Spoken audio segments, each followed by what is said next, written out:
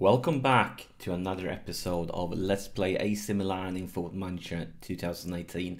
And since the last episode, when we got completely and utterly humiliated by Man United, we have been struggling. We kind of have been struggling the whole season, and I have some ideas why that might be happening. But I mean, we started the season by beating Inter, but it was a really close game. Then we had a draw.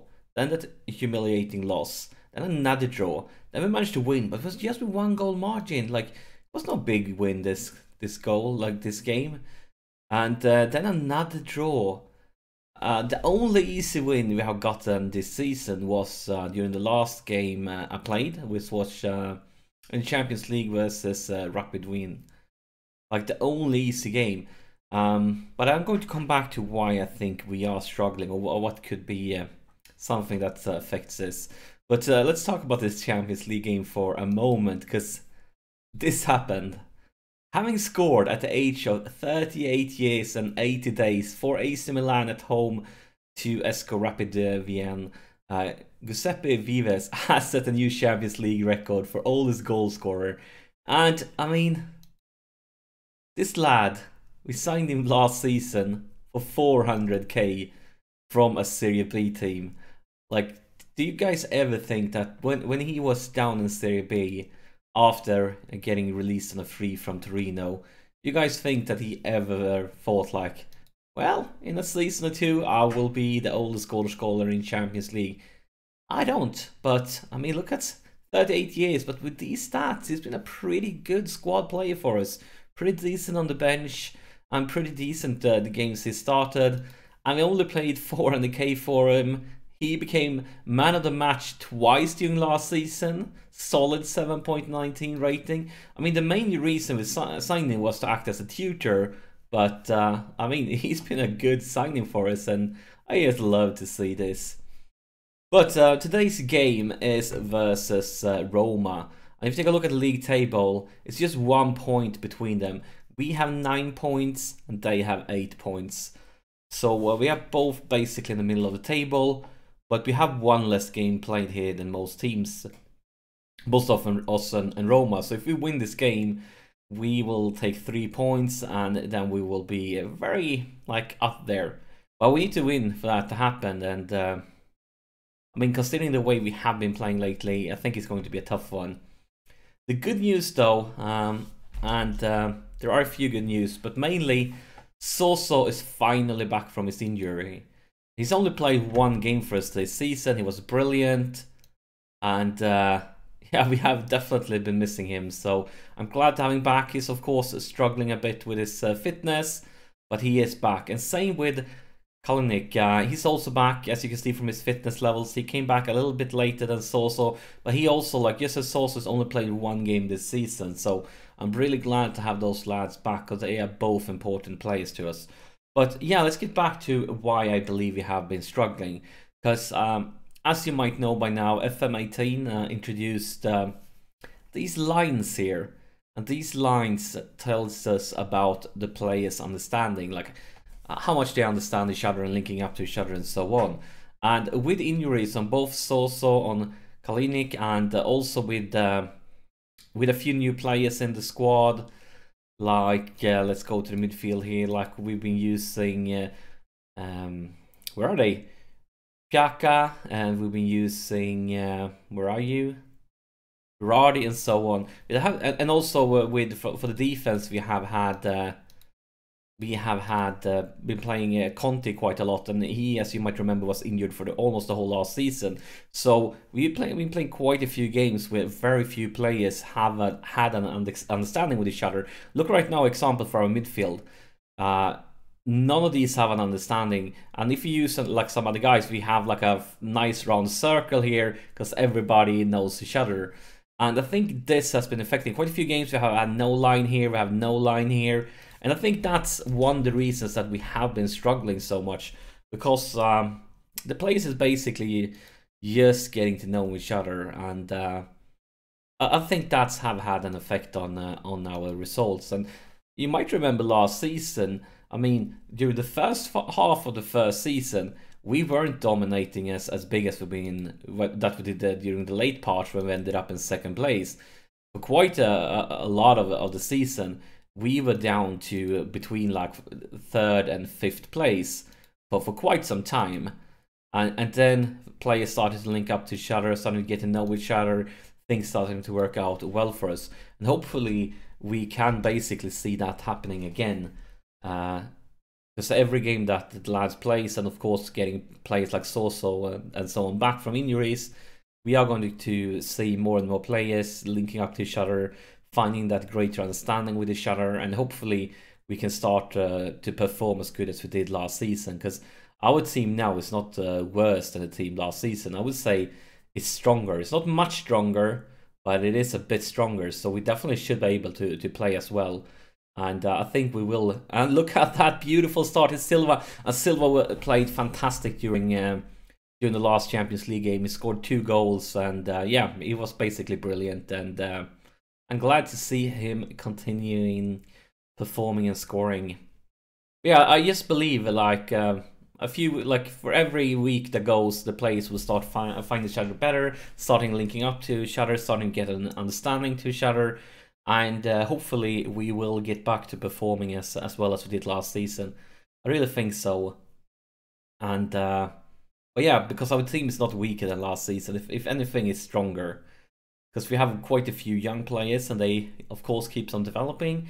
And the new signings we brought in, none of them were like fantastic, but they are right for the roles they are playing, and they are both young, so hopefully they can improve also.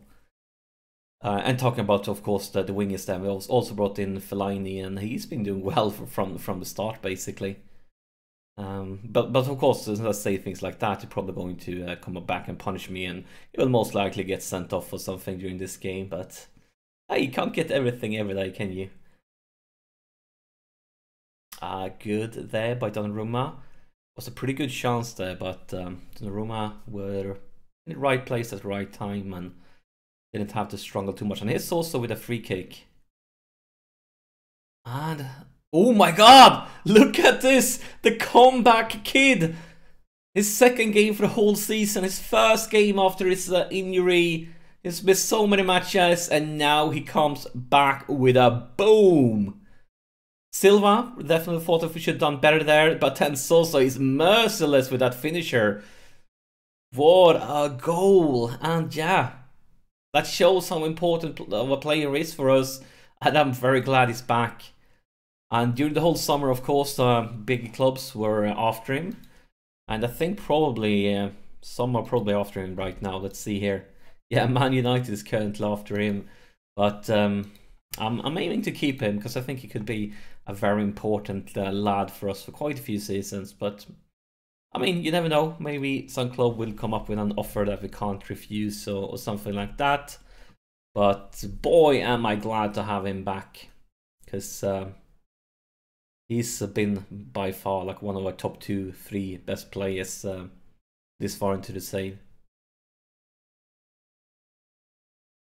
And right now we are dominating. Actually, we're not dominating that much. Look at the stats there. It's actually 4-4 in shots, 3-1 on target. So it's pretty a lot closer looking at statistics than the scoreboard. But maybe we can create something more, because here's Bonaventura with a counter-attack for Fellaini and sets up Soso, and that was a weak finisher. But we created a pretty good chance there, and as long as we're creating stuff, that means I'm kind of happy. I think it's time for some subs now, because we are doing well. Let's see, do we have on the bench? We are playing with a few of our youngsters right now, like Barrow and Sosa, because there were quite a few players that were tired after the Champions League game. I think this could be a brilliant timing to bring in Kalinic. Not because he's young, but this will be his comeback, and he needs to start working on his match fitness. So definitely, I think it's the right timing to bring him, even though Silva has been performing very well for us. Other than him, though, we want to bring in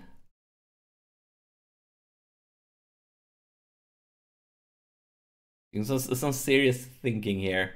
Or maybe actually could go. Actually, How do you want to solve this? I'm going to change Borrow and Sosa around. Sosa's getting tired, so we're going to bring in Vives. Then we can bring up Fellaini a bit higher in the pitch, where he's better suited. And Vives can go on defense, where he is suited.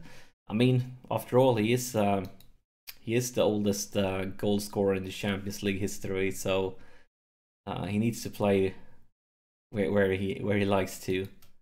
And then Fellaini can be a ball winning a little bit higher up than the pitch. But yeah, we are playing with a few youngsters because of some of the normal starters were tired, especially in the middle. But I mean, if you can get a good result like this one, even though you are missing some players that normally would have started, I think it's time to bring off Soso.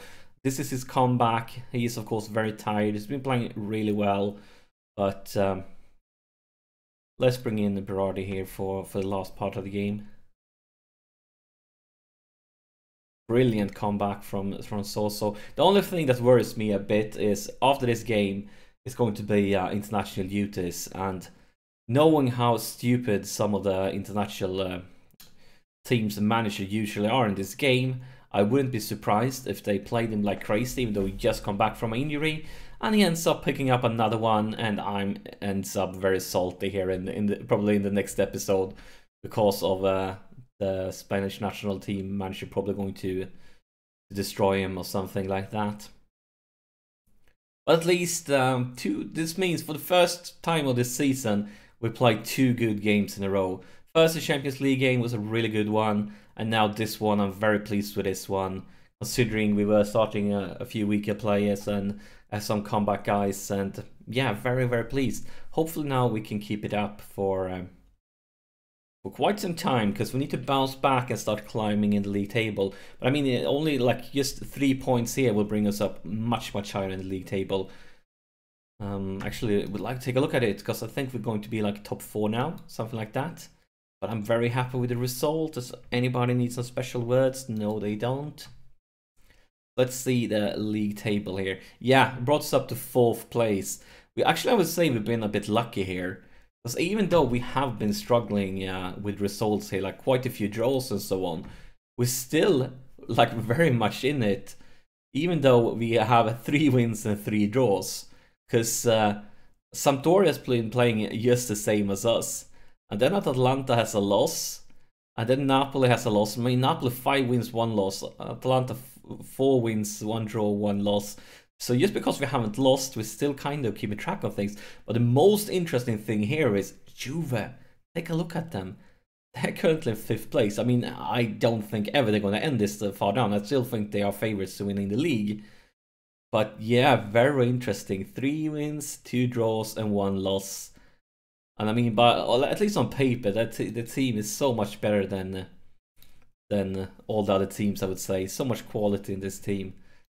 But I mean, as long as they are losing out on points, that's always good news for us. Kind of same with Inter. Definitely both Juve and Inter should be higher up in the table, and I think they will be. Give it a few more games, and things will probably just turn to normal. So let's take a look at the schedule to see what's next for AC Milan. And I believe next episode will be versus Atletico Madrid at home in the Champions League. Let's see how they're doing in the league. Oh, they are actually struggling. Look at this. Down far, oh my god, down to 14th place. But still, look at the points difference. It's only 7 games played, and yeah, so we probably shouldn't stare too much at this. Yes, like they are a good team.